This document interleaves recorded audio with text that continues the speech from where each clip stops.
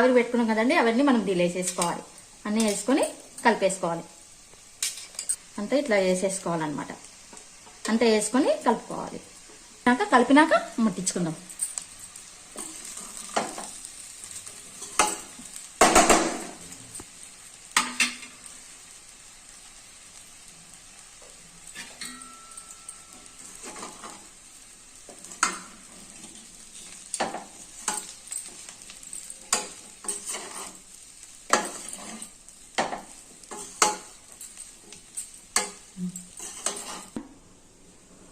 సన్న మంట మీద మనము కలుపుకునేదంతా కొంచెంసేపు ఆవిరి పట్టుకోవాలండి.